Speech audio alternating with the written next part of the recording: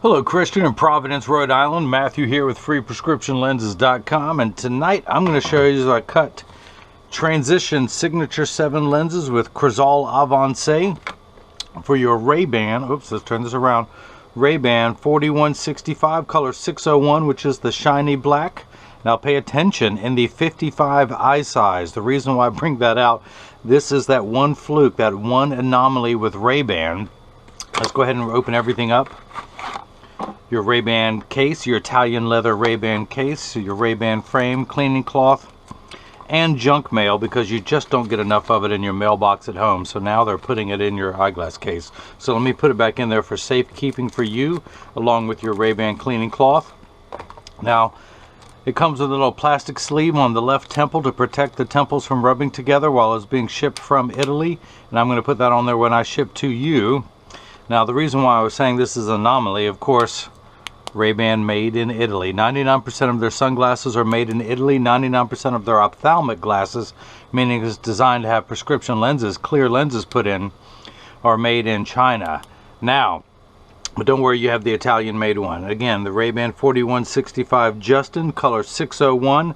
But instead of 55, it says 45 on the bridge. I'm sorry, not the bridge, the temple. I don't know what RayBan is doing. It's been like that for years. I don't know why they've never corrected it. Let's go ahead and measure. And it actually does indeed measure 54 millimeters. So they need to change the box, not the frame. So I try and tell RayBan about it, and they say, hey, forget about it. So I guess I'm going to. What's a multi-billion-dollar company going to think of me telling them what to do? So let me go ahead and pop out your original demo lenses. Put them on the counter. And I'm going to put your frame into the tracing element of my edger. And where's my stylus? Here it is. Of course, I can do it with my finger and hit start. I just want it to feel important. So a little stylus is going to pop up, and it's going to go around and trace the inside bevel of the right side of the frame before doing the same thing on the left. Here at freeprescriptionlenses.com, where everyone loves a bargain and no one is disappointed in quality. You buy genuine, authentic RayBan frame, and you'll receive 1 free pair of clear single vision prescription lenses or non-prescription fashion lenses. My receipt has my federal ID tax number, so if you have vision insurance or flex dollars, you will get reimbursed for this purchase, whether they are prescription or not. Christian, you know you need prescription, and that's what we're going to cut for you tonight. So that is the shape of the lens. While it's magnified, that green outline is it. Let me go ahead and magnify everything again while I'm working on it. Your pupillary distance is 60, which is 30 in each eye. The computer starts at 32.5.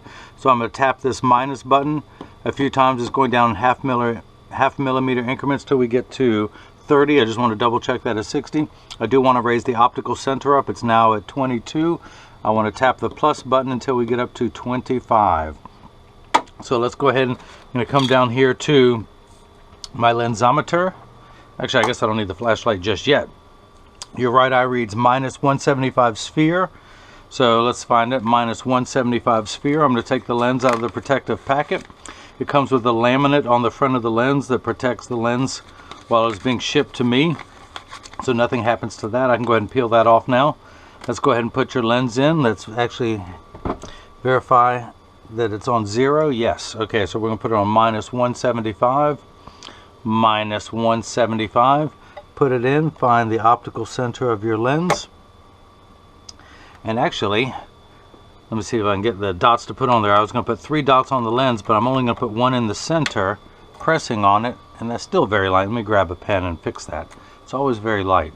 If I hold it over a white background, I can see it better. So that is it, and we're going to mark this one R for the right lens. In fact, let's go ahead and mark this one. This is minus 175. These are Airwear Transition 7 green lenses with Crizal Avance, and this is the right lens. Let's now do the left lens, which is minus 2, minus 2. Pull the lens out of the protective packet, pull the laminate off the front of the lens. Put the power drum on minus 2. Put the lens in. Find the optical center of your lens. Put 1 dot on it. Come on, inker. Let's put some ink on that lens. It never does. It never does. At least not dark enough for you to see. And we're going to put an L on the top, which stands for not right. And of course, oh, I almost blew it. In case you missed any of that, let me recap. Oh, see, I almost blew it and didn't even throw that in there. Free bad jokes with every pair of glasses told. So, let's come down here. Now, that's the right lens. Let's put that there. Now, this is called a block, or as I like to call them, Jenny from the block. I need to attach this to your lens while it is cutting. So I need to put 2 double-sided adhesive stickers on there.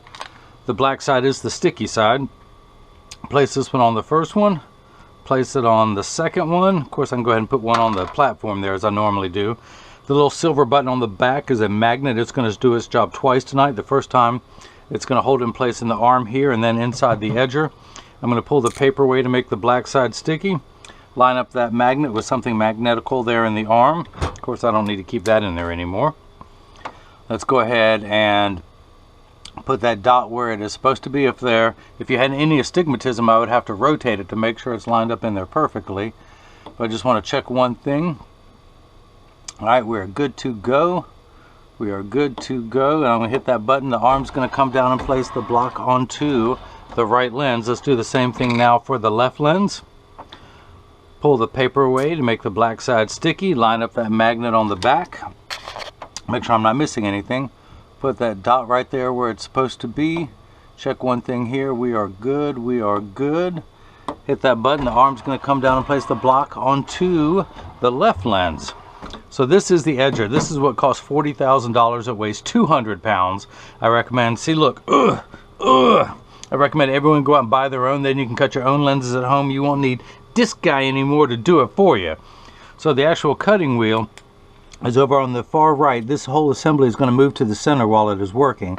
But this wheel on the right with that heavy grit sandpaper is going to grind your lens down. It's actually a diamond wheel, but it's going to act like sandpaper to grind your lens down to the final size. This wheel in the center of that channel, that little valley, that's what's going to put the V-shaped bevel onto the lens so it stays inside the frame.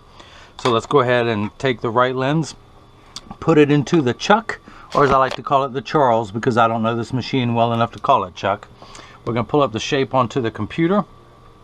That is the shape of the lens we'll be cutting. These are polycarbonate lenses. If they were plastic, high index plastic, or Trivex, I would select that, but we're sticking with polycarbonate.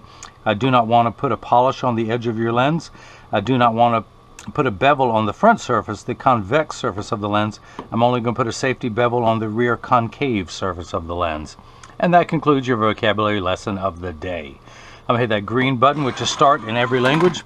The door closes, the clamp shuts, and then the lens is going to be traced by 2 white styluses, making sure that the lens is large enough to fit into the frame. And you can see as it's going around tracing the shape of the lens. And the old carpenter saying measure twice, cut once is measuring the thickness of the lens at every point to know exactly and precisely where to place the bevel so you have the least amount of edge thickness showing.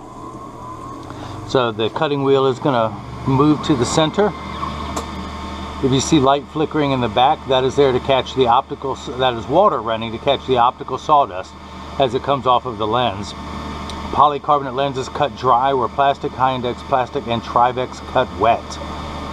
Now water will spray onto the lens for the last 20 seconds of the cutting cycle, just to wash away any optical debris that you see beginning to form on the edge of the lens. So your lenses are made out of polycarbonate. Did I not mark this come down here? -2. See, I wasn't even paying attention. And this is the left lens. And again, Airwear Transition 7 green lenses with Crizal Avance. But you are getting the Essilor brand of polycarbonate. They call it Airwear because they feel their lenses are light as air. The TR stands for Transitions, the Roman numeral V11 for 7, and the GG stands for Graphite Green with Crizal Avance UV. So polycarbonate is 40% thinner and lighter than regular plastic. It is virtually unbreakable. It is bulletproof up to 22 caliber and has both UVA and UVB protection built into the lens. Your eyes are 8 times more sensitive than your skin. So this is permanent UV protection for your eyes, unlike the lotions, creams, and sprays that you have to reapply every few hours when you're in direct exposure to the sun. This is permanent and never needs to be reapplied. You also have the Crizal anti-glare coating. It is 3 features in one. Let me grab a lens with no anti-glare on it. The reason I say it's 3 features, it is anti-glare, where it eliminates glare when driving at night, particularly driving at night in the rain, but street lights, stoplights, computer screens, overhead, fluorescent lights and such.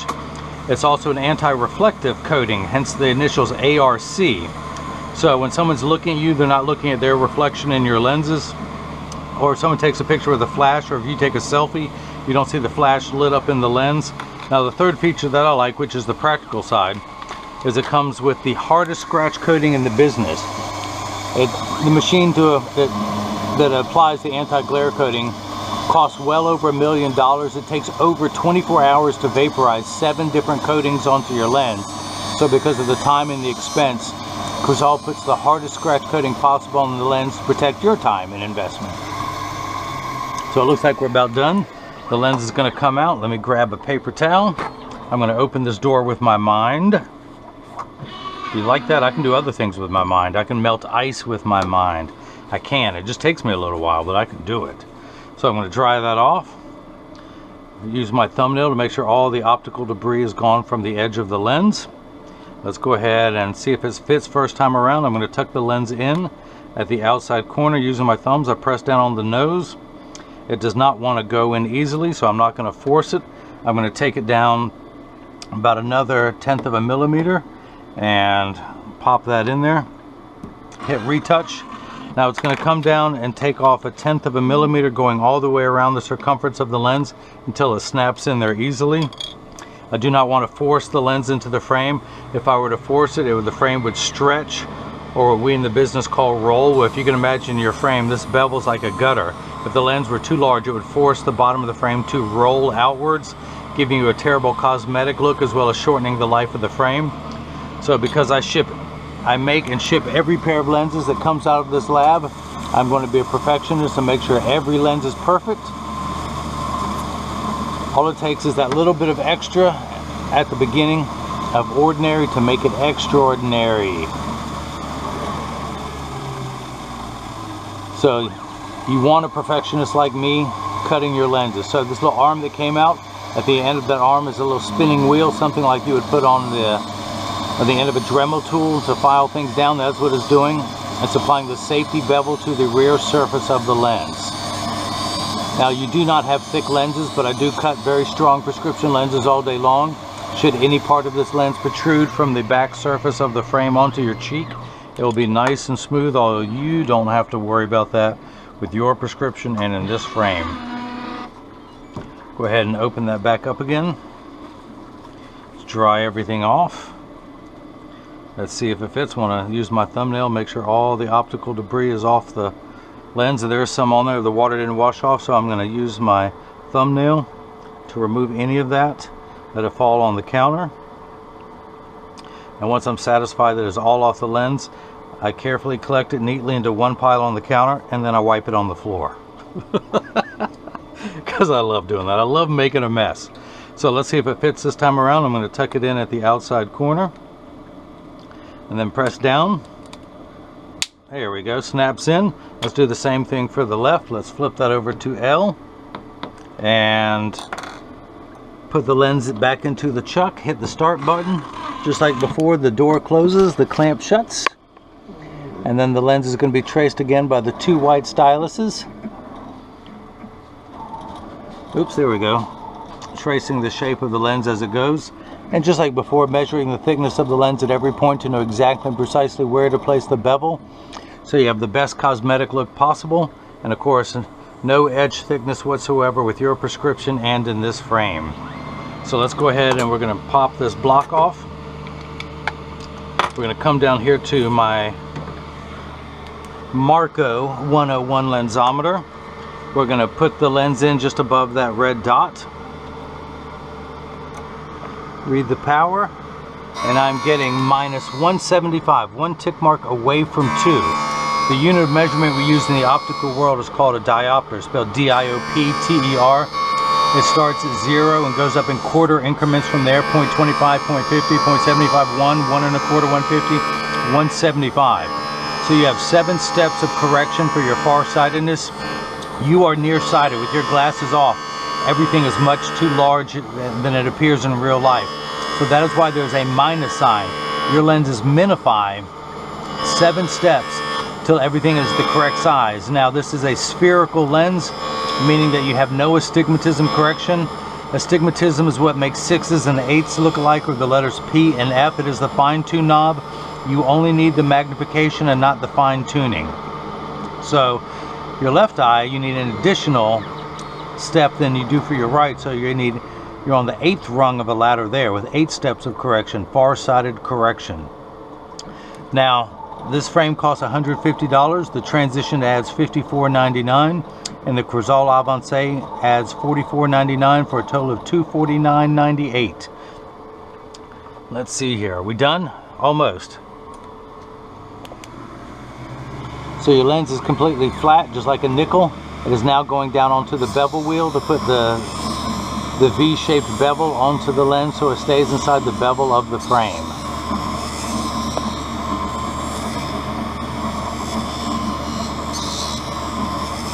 A little schwarf, a little optical debris on the edge of the lens.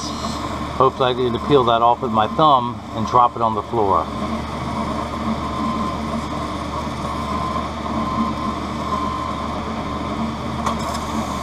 So water has begun spraying on the lens, which tells me it's in the last 20 seconds of the cutting cycle.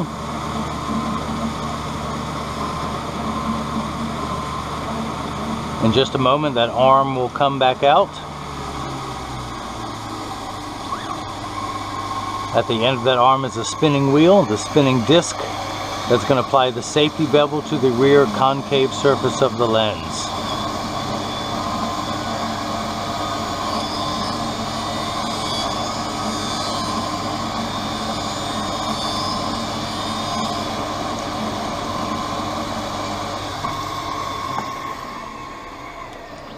Alright, Christian, I want you to open this door this time with your mind. Are you ready? Are you ready? Hey, good job, Christian. First day on the job, you're already doing it right. So let's take the lens out, dry everything off so it's not slippery. Ooh, there's a good one. I love it when it comes off in one large piece, just like the lint off the dryer. Any more? Any more? No, that's pretty much it. Where's your frame? Here it is. Alright, let's take it out. We're going to tuck the left lens in at the outside edges. Push down at the nose. Come on, is it in there right? Do I have it in there right?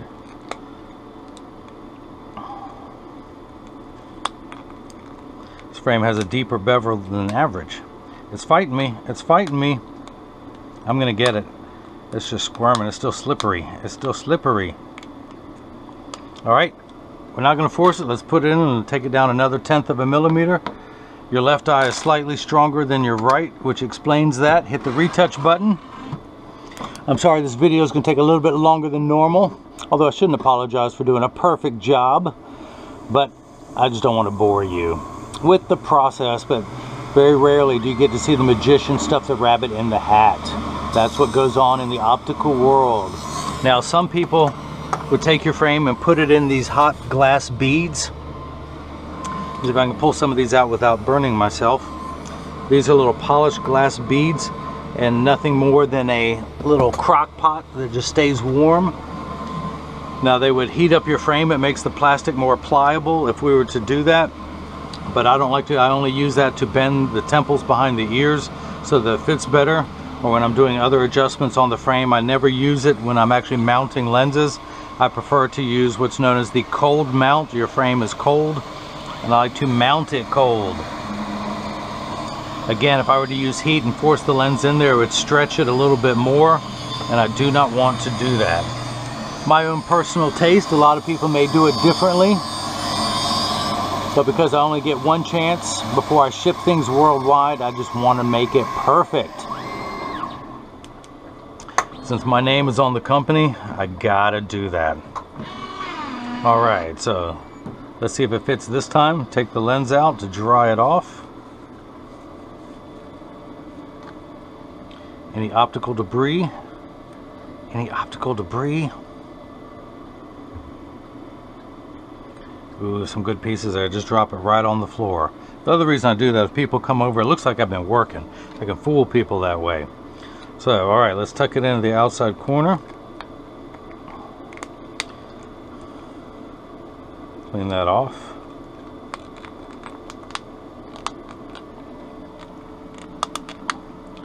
Why is it squirming around? Why is it squirming around? I'll tell you what, let's do something different. Oh, there we go. So I did it differently. Pushed it in the nose and then pressed down at the outer edges. So let's go ahead and take this block off. It is no longer needed. My red dot is barely there. Let's go ahead and darken that for those of you at home keeping score. We're going to come down here and check the prescription. We should get -2. We're going to put it in. Check the power. Where's my flashlight? Where's my flashlight? And we're getting -2, so that is cut perfectly. I couldn't do any better if I'd done it myself. The pupillary distance is 60. I'm going to turn the card around so you can see. I'm going to place my PD stick against my thumb on your right lens, and then when we hold it up on the left, we're getting 60 millimeters, so that is cut perfectly. Now this is the point in every video, put that back in my pocket, that as I clean your lenses, I mentioned that when you get these in the mail, and of course free shipping anywhere in the US, but when you get these in the mail, there's a small chance that these could fit too loose or too tight. However, there's an 80% chance that one side is going to sit higher than the other. That is because 80% of people have one ear that's higher than the other. And because of that statistic, 99% of all optical shops will do free adjustments if you ask them, because I'm part of that 80%. When I'm going to press down, put them on the counter, but I'm going to get them a 3-point stance, also known as standard alignment. The 3 points are 1, 2, and the bottom of the frame being 3. I set them down and press down. There is no wobble. When I say wobble, I take mine off and I press down on the counter, and they wobble on the counter, but they sit level on me. So let me put mine back on so I can see what I'm doing. Flip these over, press down, there is no wobble. Close each temple to make sure they overlap perfectly, and they do. Let me give them one more last cleaning because of the smudges I got on there when I was working on it. There's that.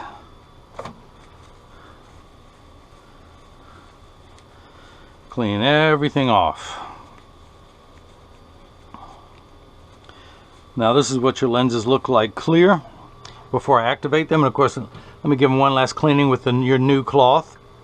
Of course, not only am I going to provide you with one of my own premium microfiber cleaning cloths, but you get the Crizal cloth and you get the RayBan cloth that comes with the frame and the case.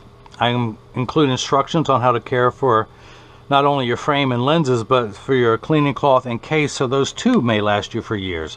No other seller on the internet is doing that, I am told. I also include a selfie request. I would love to have your picture, your selfie on my website rocking these things. So when you get these in the mail and you see a wrinkle in there, you know I've field tested every one, because I do not want to send you a defective cloth. That, and I'm too cheap to use the one in my pocket that's all worn out.